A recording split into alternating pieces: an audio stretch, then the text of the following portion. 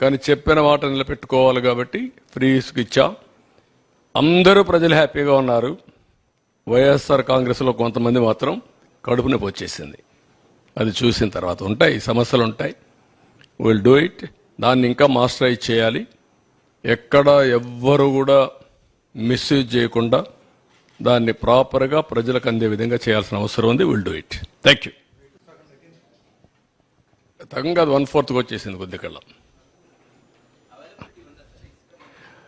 ఎంత ఒక 48 లక్షల మెట్రిక్ టన్నుల అవైలబిలిటీలో ఉందని నాకు ఇన్ఫర్మేషన్ ఇచ్చారు. ఇప్పుడు ఇరిగేషన్ ద్వారా శాండ్ తీసుకునే అవకాశం ఉంది. అంటే బోట్ పెన్ సొసైటీ అవన్నీ అది తీస్తే ఒక 60-70 లక్షల మెట్రిక్ టన్నులు వస్తుంది. ఆ రేటుకే వాళ్ళు చేసిన రేటు సేనరైజ్ చేసి ఎక్కడైతే అక్కడ తీసేపోమంటున్నాం. జిల్లా అడ్మినిస్ట్రేషన్ డిసైడ్ చేసుకుంటారు. ఈ 3 నెలలు మేనేజ్ చేస్తారు. తర్వాత కొత్త పాలసీ వస్తుంది. ఈ వీడియో కానీ మీకు నచ్చినట్లయితే లైక్, కామెంట్, షేర్ చేయండి. మరిన్ని అప్డేట్స్ కోసం సబ్స్క్రైబ్ చేయండి.